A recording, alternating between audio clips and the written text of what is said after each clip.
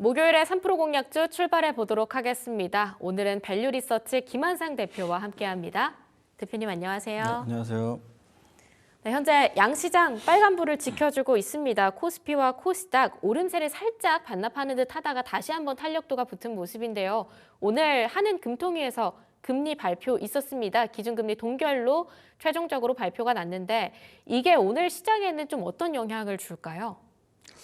일단은 지금 보면은 오늘 외국인 수급은 어제보다는 좋은 것 같아요. 어제는 매도를 많이 했고 올해 들어서 지금 이번 달 들어서 계속 외국인 매도했는데 일단은 수급이 조금 오늘은 그래도 좀 어제 먼저 빠져서 그런지 코스닥도 한 200억 정도 매수를 해주고 있고 좀 분위기 그러니까 지금 저는 외국인 매도가 좀 부담이긴 한데 지금 미국이나 한국이나 시장을 지금 저점을 통과하는 구간이다 그렇게 좀 저는 보고 있어요. 그래서 기준금리는 예상대로 동결을 했죠. 그래서 지금 채권 전문가들이 다 동결 예상했는데 지금 동결 이유는 보면은 지금 어차피 지금 미국도 지금 새벽에 파월 의장이 얘기를 했잖아요. 지금 관세 인상으로 해서 물가가 단기적으로 오를 것인데 조금 더 지켜보고 대응을 하겠다. 그래서 한국은행도 조금 관세 우려로 분명히 올해 경제 성장률이 우리나라도 좀 떨어진단 말이에요. 근데 우리나라 경제 성장률이 원래는 연초에 한 1.5% 정도 GDP 전망했는데 지금 한 1.3 관세 때문에 1.3%까지 떨어졌습니다. 지금 예상이. 그래서 금리 인하를 좀 할 텐데 이번 달은 아마 동결을 하고 아마 관세 인상에 대한 그런 걸 좀 지켜보면서 다음 달 정도에 아마 금리 인하를 하지 않을까 6월 달에 그런 전망이 좀 많고 저도 그렇게 좀 생각합니다. 그래서 이번 달에 동결을 한 이유는 약간 부동산 시장도 좀 들썩들썩하고 좀 불안한 이유도 있고 또 환율도 지금 원래 지금 환율이 막 급등해서 1,480원, 90원까지 갔었는데 지금 환율이 많이 떨어졌습니다. 지금 1,420원까지 떨어져가지고 환율도 안정되게 돼 있기 때문에 조금 더 한국은행이 좀 지켜보면서 좀 대응을 할 것으로 보입니다. 예. 사실 이번 동결 배경에 대해서 환율 이야기가 상당히 많이 들렸습니다. 만약에 6월까지 미국에서 좀 기준금리 인하에 대한 소식이 없다라고 했을 때 그럼에도 불구하고 한은이 금리 인하를 좀 결정할 가능성이 클까요? 저는 이제 말씀드리면 한국은행이 올해 저는 한 번에서 두 번 정도 기준금리를 인하할 가능성이 크다고 저는 생각해요. 연내 두 번 정도요? 연내 두 번 정도. 그래서 저는 5월 달에 한 번 그리고 하반기 한 번 정도 저는 그렇게 예상을 하거든요. 그래서 왜냐하면 지금 미국의 관세 인상으로 인해서 지금 수출이 많이 좀 줄어들 것이 거의 좀 많이 우려감이 커지기 때문에 지금 채권 전문가들도 지금 5월 달하고 하반기 정도 한 번. 그러니까 적게 보는 전문가들은 올해 한 번 정도 보고 조금 많게 보는 분들은 5월 달에 한 번, 하반기 한 번 해서 지금 2.75 정도 되잖아요. 기준금리. 근데 다음 달에 한 번 하면 2.5 정도 그리고 하반기 한 번 하면 2.25 정도 그 정도까지 내려갈 수 있다. 그래서 아까도 말씀드렸듯이 GDP가 우리나라 GDP 성장률이 1.5를 연초에 예상했는데 관세에 대한 불확실성이 대두되면서 지금 1.29까지 떨어졌어요. 지금 올해 GDP 예상이. 그래서 분명히 금리 인하 할 것이고 저는 그게 이제 아마 그 금리 인하가 아마 추경 편성하고 맞물려 가지고 경기 부양을 하는데 좀 도움이 될 거로 보입니다. 아마 지금 조기 대선으로 있는 새 정부에 대한 기대감이 분명히 있고 민주당이나 국민의힘도 지금 좀 추경 편성해서 12조에서 20조 정도 아마 할 거로 보이기 때문에 지금 저도 금리 인하를 하면서 추경 편성을 같이 해야지 더 효과적으로 경기 부양을 할 수 있다 그렇게 보여주고 그 정도로 좀 지켜보시면 좋을 것 같습니다. 네, 일단 말씀 주셨던 것처럼 S&P 쪽에서는 한국의 올해 경제 성장률 전망치에 대해서 한 1.2% 정도를 내놓은 바 있습니다. 중국은 성장률이 시장 예상치를 어제 확인해 보니까 웃돌았던데 약간은 부럽기도 하고요. 과연 추경 예산안 이번에 12조까지 조금 더 늘린다라는 이야기들도 들리고 있던데요.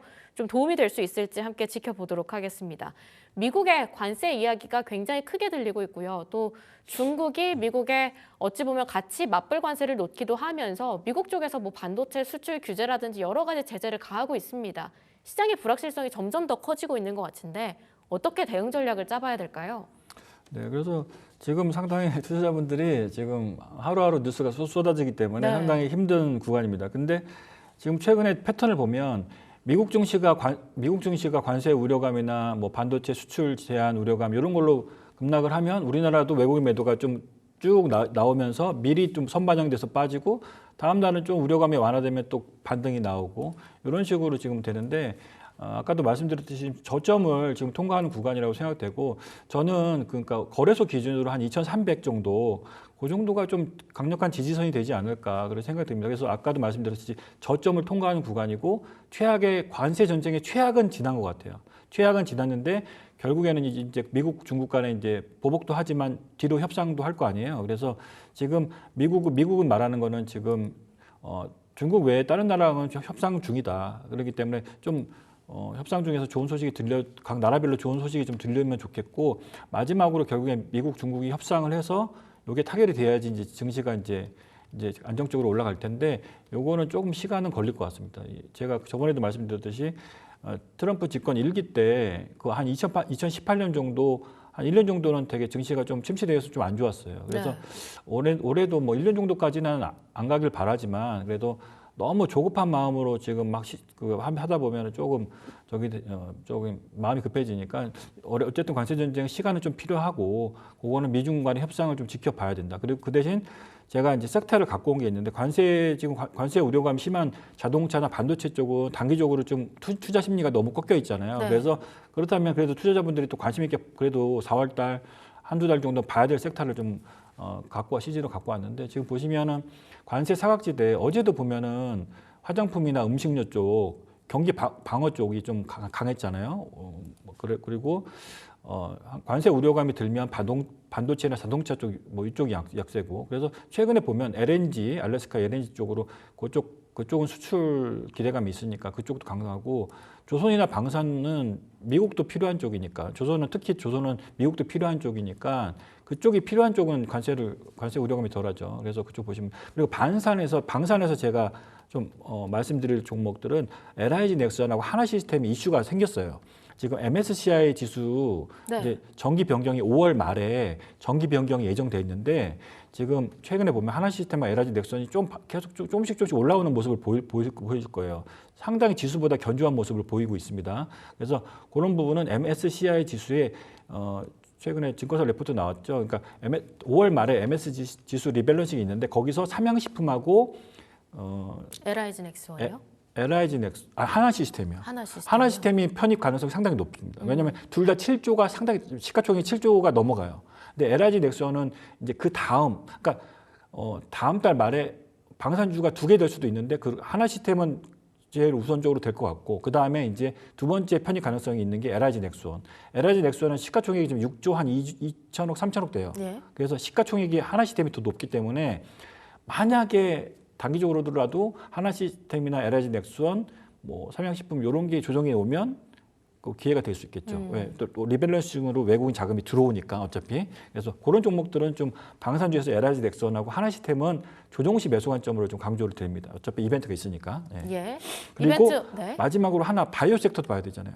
네. 바이오 섹터도 상대적으로 관세 우려감이 적고 이번에 25일부터 30일까지 암호화가 있기 때문에 기술력 있고 기술 수출 기대감이 있는 쪽은 기술 수출은 어차피 제가 그때도 말씀드렸지 공장이 뭐 공장으로 수출하는 그런 물건이 수출되는 게 아니고 이렇게 기술 수출이니까 그런 기업들은 좀 알테오제나 이번 달에 암호화에 참여하는 기업들은 단기적으로 좀 모멘텀이 있으니까 그쪽으로 좀 트레이딩 해도 되겠다 말씀을 드립니다. 네. 네, 이번 달 그리고 5월 달에 있을 여러 가지 이벤트들 함께 확인해 봐시면서 섹터 안에서 특히 가는 말을 타는 전략에 대해서도 좀 말씀을 주신 것 같아요. 왜냐하면 조선과 방산 요즘 잘 나가니까요. 자, 그러면 오늘 오전장 좀 한마디로 정리를 해볼 수 있을까요? 네, 일단은 저는 관세 전쟁 어쨌든 결제해주고 미국이 시작했기 때문에 미국이 어차피 협상을 통해서 끝내야 됩니다. 그래서 조금 시간은 걸리지만 최악의 국면을 지났고 이제 외국인 수급이 개선되기를 좀 기다리면서 조금 단기적으로 좀 관세 사각지대에 있는 좀 매매 관점에서는 아까 말씀드린 관세 사각지대 뭐 바이오나 음식료, 화장품, 뭐 LNG 이쪽을 좀 단기적으로 좀 보고 길게 봤을 때는 역발상 측면에서 반도체나 2차 전지, 자동차 같은 건 좀 길게 중기적으로 좀 보시면 좋을 것 같습니다. 네, 이렇게 이야기를 들어봤습니다. 확실한 건 조금은 외국인의 수급이 이제 개선될 전망이다라는 거 그쪽에서 조금 긍정적인 포인트 가져갈 수 있지 않을까 싶습니다. 자, 첫 번째 이슈 직진 함께 확인해 보시죠. 네, 오늘 첫 번째 이슈 직진입니다. 관세 사각지대 방어주로 거듭난 음식료주. 어제도 음식료주 상당히 강했고요. 오늘은 어제만큼은 아니지만 그래도 일부 종목들 빨간불 켜주고 있는 업종이기도 합니다. 이쪽 안에서 어떤 포인트 저희가 받아볼 수 있을까요? 네, 일단은 이쪽은 경기 방어주고 경기 방어주인데 수출도 좀 잘 되고 있어요. 그래서 네. 수출이 너무 내수 쪽에 집중되는 음식료 회사 말고 수출을 좀 계속 늘리고 있는 다변화하고 있는 종목들 중심으로 보면은 이쪽도 만만치 않게 그래도 조금씩 계속 올라오고 있습니다. 이런 종목들은 급등은 아니지만 조금씩 올라오는 성격이 있죠. 그래서 이런 기업들은 지금 단적으로 지금 작년에 K푸드 수출 금액을 좀 말씀을 드리면 얼마나 증가했는지 말씀드리면 작년에 K푸드 수출 금액이 99억 8천만 달러예요. 그래서 약 14조입니다. 그래서 전년 대비 지금 9% 증가했어요. 지금 자막으로 잘 나오고 있는데 그래서 결국에는 9% 정도 지금 작년에 증가했다는 거잖아요. K푸드 전체적으로 봤을 때. 그리고 근데 올해 1분기도 K푸드 수출액이 9% 정도, 전년 대비 9.6% 정도 증가했습니다. 품목별로는 과자하고 라면, 특히 라면이 삼양식품, 농심 이런 쪽으로 해서 라면이 1분기 때 수출 데이터 보면 27% 증가했어요. 제가 생각해도 한국 라면 맛있어요. 그렇죠. 라면은 상당히 잘 만듭니다. 그리고 가격도 좀 저렴한 편이고요. 그래서 이 제가 K푸드를 계속 봐야 되는 게 지금 만약 미국에서 관세 전쟁 때문에 우려감이 있는데 자동차를 만약에 5천만 원에서 지금 관세를 만약에 올린다고 하면 25% 올린다 하면 만약에 6,500만 원이 될 수가 있잖아요. 1,500만 원 정도, 1,700만 원 정도 올릴 수가 있다. 만약에 25% 되면. 근데 음식료 주식들은 기본 관세 10%만 만약에 때린다고 하면 만약에 2,000원짜리 만약 과자다. 그러면 2,200원이잖아요. 그러니까 상대적으로 소비자들이 체감이 좀 적기 때문에 체감은 심리적으로 적기 때문에 상대적으로 그렇게 우려감이 심한 섹터는 아니다. 그리고 수출 데이터가 나라별로 지금 다 다변화되고 있다. 그거를 좀 포인트로 보시면 좋을 것 같습니다. 네. 네, 이렇게 음식료 섹터 안에서 확실히 수출 잘 나간다. 여러 가지 긍정적인 모멘텀들 말씀 주셨는데요. 좀 이런 모멘텀에 날개를 달 수 있는 그런 종목들 받아볼 수 있을까요? 네, 종목을 좀 말씀드리면 일단 두 종목을 말씀을 드릴 건데 일단 먼저 동원 F&B 한번 최근에 동원 산업하고 동원 F&B 주가가 지금 지수는 이렇게 되는데 동원 산업하고 동원 F&B 주가 차트를 거꾸로 보시면 갑니까? 차트 한번 지금 잠깐 보여줄 수 있으면 보여주시면 지금 지수가 음식료 주식들을 무시할 게 못 된다. 지금 동원 F&B 주가입니다. 최근에 기관 매수 들어오고 상당히 좋은 모습 보이고 있죠. 그리고 이제 최근에 이제 빙그레 주가도 최근에 약간 계속 우상향하는 모습 보이고 있죠. 빙그레 주가도 수출이 잘 되니까. 그래서 동원 F&B 말씀드리면 동원 산업도 마찬가지로 올라오고 있습니다. 그래서 이 음식료 주식들은 수급까지 그냥 보여드리는 김에 수급까지 연기금이 음식료주를 정말 좋아합니다. 지금 보시면 연기금에서. 동원 F&B 지금 수급대인데 이쪽이 연기금이죠. 이쪽 빨간색 있죠. 예. 동원 F&B 지금 계속 한 달 동안 계속 이 빨간색 연기금 이쪽입니다. 수급이 지금 연기금이 음식료 쪽을 너무 좋아한다는 걸 알 수 있습니다. 그죠? 연일사네요. 예, 연일사입니다. 근데 이쪽이 지금 밸류도 좀 싼 게 동원산업하고 합병한다고 그러잖아요. 근데 최근에 이제 동원산업하고 이제 결국에 이제 포괄적 주식 교환에서 합병을 한다고 그러는데 어차피 동원 F&B는 동원산업 주식으로 이제 교환이 될 겁니다. 근데 1대 한 0.95 정도 거의 뭐 1대1이라고 봐야 되겠죠. 그 정도로 되는데 상당히 이 회사가 수출도 뭐 동원 양반김하고 그 동원 참치캔이 주력이잖아요. 근데 이쪽이 동원 산업이 이렇게 동원 F&B하고 동원 산업 합병한 게 상당히 저는 주주 가치 제고 측면에서도 괜찮다고 봅니다. 어차피 동원 산업 주식으로 바꿔주는 거니까. 근데 이런 게 이제 과거에 우리나라가 문제가 뭐냐면 쪼개기 상장이 문제인데 이렇게 좋은 주식들을 우량 주식들을 합병해서 시너지 효과를 만들어내고 그리고 이렇게 합병을 하면 어떤 게 장점이냐면 수출을 하고 할 때 전략적 판단을 빨리빨리 할 수가 있어요. 네. 옛날에 메리츠 화르지하고 메리츠 증권을 막 합병해서 지금 메리츠 금융지주가 만들어져서 주가가 엄청나게 많이 올랐잖아요. 그게 뭐냐면 전략적 이 판단을 빨리빨리 할 수 있고 각 회사별로 하는 게 아니라 한 회사에서 딱딱딱 하는 거기 때문에 전략적 판단을 빨리 할 수 있고 효율적 자원 배분. 합병을 하면 효율적으로 같은 회사니까 여기서 어떤 데에 집중을 하고 어떤 데를 좀 할지 선택과 집중을 확실하게 할 수 있다는 거죠. 그래서 미국에 지금 과거에 동원산업이 스타키스트라고 미국의 참치캔 쪽 1등 회사를 인수했는데 아마 이쪽하고 아마 북미 쪽 수출을 좀 늘리고 동원 F&B랑 시너지를 확대하기 위해서 한 것 같습니다. 그래서 그리고 실적도 보면은 지금 시가총액이 한 7,300억인데 이 회사가 실적이 작년에 영업이익이 1,830억 나왔고 순이익이 한 1,270억 정도 나왔습니다. 그래서 퍼가 한 7배 정도, 6배, 7배 정도 되는 것 같아요. 주가가 그만큼 우리나라 음식료 주식들이 퍼가 막 5배, 6배 이런 게 많습니다. 그래서 이런 기업들은 너무 관세 정책 우려감도 없으니까 이런 기업들은 아마 더 올라갈 것으로 보입니다. 따라 이제 향후에는 동원산업 주가랑 연동될 거예요. 어차피 포괄적 주식 교환을 동원산업을 바꿔주니까 동원산업 주가가 지금 최근에 계속 오르고 있으니까 같이 따라서 동원산업 주가랑 같이 연동돼서 오를 것으로 그렇게 판단됩니다. 그래서 상당히 중기적으로도 좋다 말씀드립니다. 네, 오히려 쪼개기 상장이 문제지만 합병하고 나서 여러 가지 긍정적인 모멘텀들 함께 있을 수 있다라고 말씀을 주셨고요. 시장이 하락할 때 오히려 우상향하는 그런 섹터로 음식료 쪽 말씀 주셨습니다. 자, 두 번째 이슈 직진도 함께 확인을 해보도록 하겠습니다. 오늘 두 번째 이슈 직진입니다. 국내 미용 시술 시장 초호황기. 예, 맞습니다. 제가 봐도 정말 강남 쪽 돌아다니면 외국인들 진짜 많고요. 가끔씩 저도 피부에 뭐 올라올 때 좀 그런 염증 주사라든지 그런 걸 많이 맞는단 말이죠. 가보다 보면 피부과에 진짜 외국인들 많습니다. 확실히 일부러 맞으러 놀러 오시는 분들도 꽤 많다고 하는데 이쪽에서는 어떤 모멘텀 집중하고 계실까요? 그러니까 지금 어쨌든 이 K-뷰티, K-미용 그쪽이 지금 업황이 열려 있어요. 중요한 거는 지금 관세 때문에 다 막 자동차 2차 전지 뭐 이쪽 반도체 어렵지만 이 K-뷰티, K-미용은 업황이 열려 있다는 거. 아까 말씀하신 병원에 가면 외국인들이 많아요. 네. 근데 업황이 열려 있다는 게 3분기에 지금은 우리나라도 중국인 단체 관광 비자 면제한다고 그러잖아요. 근데 3분기 지금 시작도 안 됐습니다. 지금 4월이니까 2분기잖아요. 근데 3분기 때부터 단체 관광객이 더 오면 당연히 외국인 의료 관광이 더 늘어나겠죠. 그래서 지금 데이터를 보면은 작년 2024년 외국인 의료 관광객이 70만 명을 넘었습니다. 70만 명. 의료 관광만. 근데 이게 지금 전년 대비 의료 관광이 전년 대비 93% 증가했고 피부과는 193% 증가했어요. 우와, 2배네요. 네. 그래서 근데 올해도 아마 더 단체 관광이 들어오고 하면은 더 늘어날 것을 봅니다. 그래서 이쪽은 최근에 이런 회사들 뭐 클래시스나 이런 회사 주가들 보시면 클래시스 원텍 그리고 뭐 화장품의 실리콘2, 한국콜마, 코스맥스 이런 회사들 좀 보십시오. 그리고 뭐 휴원스 글로벌 이런 회사들 보시면 주가가 정배열이 많아요. 네, 이런 회사 보시면 정배열이 많아요. 파마리서트도 마찬가지고 그죠? 그래서 지금 코스닥 시장에서 보면은 코스닥 1위부터 한 15위까지 보면은 1위가 알테오지니까 제약 봐야지만 상위 10위 안에 휴젤, 파마리서치 뭐 이런 회사들 한 두세 개 종목이 10위 안에 있습니다. 그만큼 우리나라가 뷰티 쪽, 미용 쪽이 강하다는 걸 증명하는 거죠. 코스닥에서도 상위 10위 안에 그 세 종목이나 있으니까. 그래서 그쪽은 또 좋게 볼 수가 있는 거고요. 종목으로 좀 말씀을 드릴까요? 종목을 그래서 이제 업황이 상당히 좋다 말씀드리고 그리고 휴원스 글로벌을 한번 보겠습니다. 휴원스 글로벌이 어저께 강하게 한 10% 정도 치고 올라왔어요. 근데 오늘 어저께 한 10% 정도 좀 갑자기 치고 올랐는데 이 종목에 이제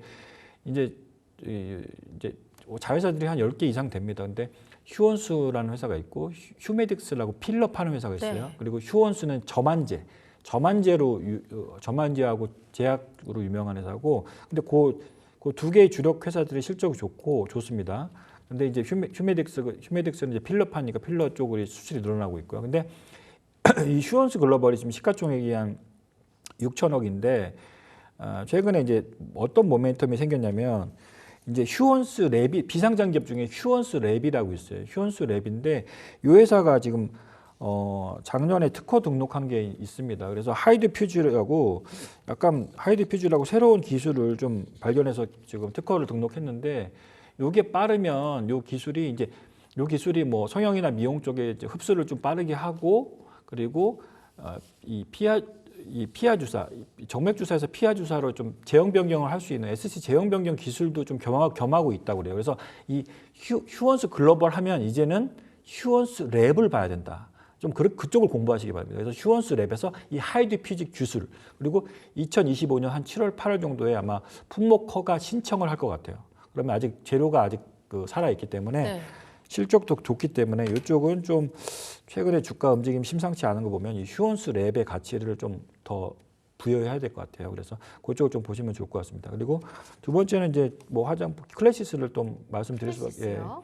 두 번째 클래시스는 이제 오늘도 뭐 또 어저께도 올랐는데 어저께도 1,300원 올라 오늘도 또 900원 올라오고 있네요. 그래서 요 종목도 차트가 상당히 정배로 살아 있고 시가총액이 물론 이제 많이 올라서 4조가 넘어갑니다. 근데 시가총액 4조가 넘어가고 피부 미용 쪽으로 슈링크하고 볼류머 이쪽으로 이제 시장 점유율 우리나라 피부 시장 점유율 이제 50% 거의 차지하고 있고 이쪽 아마 영업이익률이 50%입니다. 소모품을 계속 바꿔줘야 되기 때문에 영업이익률이 50%라는 거 그리고 이제 향후에 이제 이슈가 있는 게 최대 주주가 사모펀드인데 이 회사가 이제 어느 쪽으로 매각할지는 모르겠지만 이제 뭐 만약에 삼성전자도 좀 약간의 관심을 갖고 있는 것 같고 삼성전자도 아마 헬스케어 사업을 키울 것으로 예상이 돼요. 그렇기 때문에 향후에 이제 어떤 이제 매각을 당장 하지는 않지만 좀 실적을 높이면서 이제 더 높은 몸값에 매각을 하려고 하겠죠. 그래서 이런 기업들은 영업이익률이 50%라는 건 상당히 진짜 큰 영업이익률입니다. 그래서 이런 기업들은 향후에 어떤 매각이 되는지 그런 진행 상황도 같이 보시면 좋을 것 같습니다. 자, 오늘 미용 시장 안에서 휴원스 글로벌하고 클래시스 관련주로 받아봤습니다. 자, 본격적인 3프로 공략주 하나씩 공개해 볼 시간인데요. 그 전에 간단한 리뷰 한번 해보도록 하겠습니다. 저희가 앞서서 관세에서 좀 피해를 덜 볼 수 있는 그런 수혜라고 해야 할까요? 조금 덜 피해를 받을 수 있는 업종들 어떤 게 있을까요? 했을 때 바이오테크 말씀 주셨고요. 그 안에서 알테오젠 지난번에 3프로 공략주로 가져와 주시기도 했습니다. 현재까지의 움직임 긍정적이다가도 이대로 박스권 횡보를 하려나 싶기도 하고요. 어떻게 전망하실까요? 네, 지금 알테오젠 그나마 좀 지수 대비해서 좀 견조한 모습을 보이고 있어요. 지금 35만 원부터 40만 원 정도 거기서 왔다 갔다 하고 있는데요.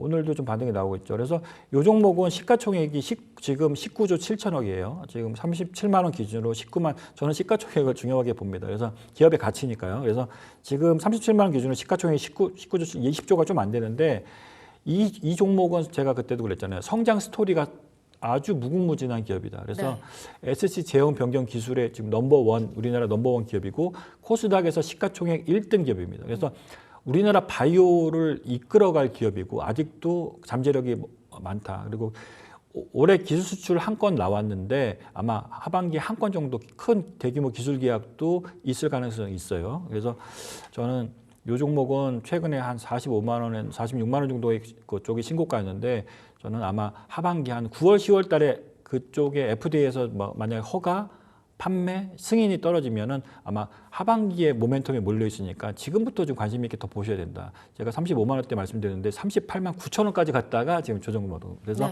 이 종목은 제가 정확히 말씀드리는데 신고가 돌파할 것이다. 그래서 근데 그 시기는 하반기가 되지 않을까. 왜냐하면 9월, 10월에 FDA 일정이 있어요. 네.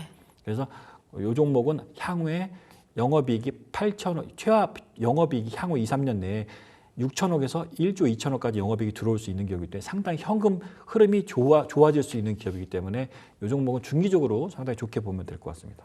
네, 9월, 10월에 있을 FDA 이벤트 관련해서 그때 대응하려고 하면 이미 주가가 올라가 있을 가능성이 크겠습니다. 미리미리 하반기 대비하는 느낌으로 알테오젠 35만 원대 여전히 매수가로 잡아주시는 것 같으니까요. 한번 관심주로 챙겨보시면 좋겠고요. 자, 새로운 토픽주들 받아보겠습니다. 온코닉 테라퓨틱스 바로 모멘텀 들어볼게요. 네, 온코닉 테라퓨틱스는 제가 한번 딱 말씀드린 것 같은데 이슈에서 그때 한번 바이오 이슈 때 한번 말씀드렸는데 지금 시가총액 2,579억이고 지금 어저께 하락이 나오길래 오늘 좀 3% 공략주로 갖고 오면 좋겠다. 왜냐하면 지금 차트를 보시면 차트 한번 딱 잡아주세요. 차트가 이 와중에 지금 정배열입니다. 그죠? 지금 상승 추세가 살아있죠. 신규 상장주지만 상당히 기술력 있고 이 기업은 아마케가 25일부터 이번 달 25일부터 30일인데 아마 위암 관련 네스파립 네스파립이 그 혁신 차세대 항암 혁신 치료제로 지금 부각받고 있는데 그게 위암 관련 지금 적응증을 하고 있는데 위암 관련 전임상 그 발표를 할 것 같아요. 근데 그때 글로벌 빅파마들하고 앞에서도 발표할 거기 때문에 이 기업들은 오늘도 좀 올라가고 있지만 온코닉 테라피틱스는 단기도 좋지만 중기적으로 상당히 좋다. 왜냐하면 지금 바이오 주식들이 안 좋은 이유가 현금 흐름이 기술 개발하면 현금 흐름이 떨어지는데 이 기업은 자큐보정이라고 위식도 역류 질환 치료제 37호 국산 37호 신약을 개발했는데 그거를 작년에 수출해서 중국의 기업에 수출해서 200억의 계약금을 받았습니다. 그렇기 때문에 현금 흐름도 자큐보정이 팔릴수록 현금으로 계속 들어오기 때문에 현금으로도 들어오고 네스파렙이라면 차세대 그 혁신 신약 또 지금 계속 임상 중이기 때문에 요즘 요 종목은 단기 중기로도 좋기 때문에 3% 공략주로 충분하다 생각되고 목표가는 지금 제가 말씀드린 게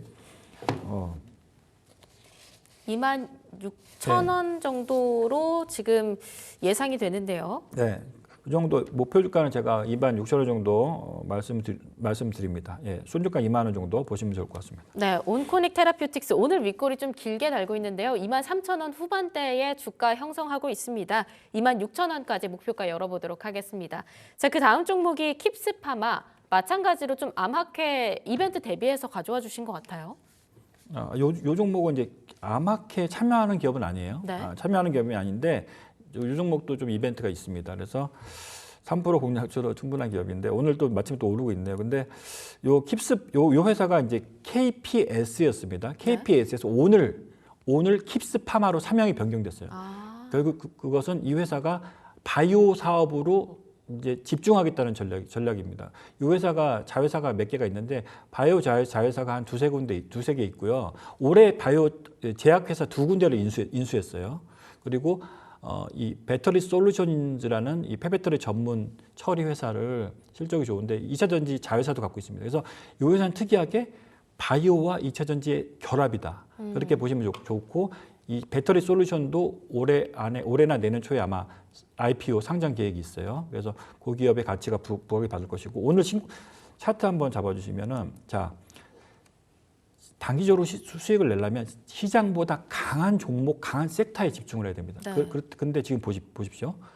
지금 6,000원부터 11,000원까지 올라왔습니다. 이 와중에 이런 시장 와중에 그래서 이 종목은 단기도 좋고 중기도 좋다는 거예요. 암학회 참여하는 기업은 아니지만 이 회사는 HLB 아시죠? HLB의 그 김성철 그 박사가 독립해서 만든 기업이에요.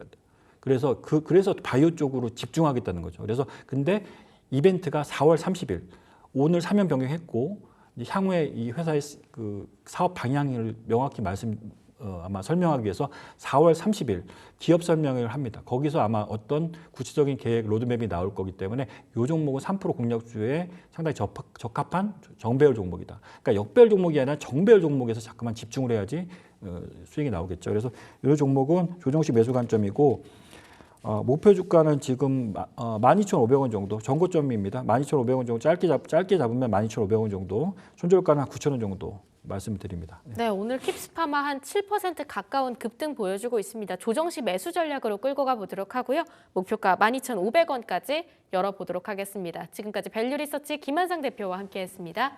대표님 좋은 말씀 감사합니다. 네.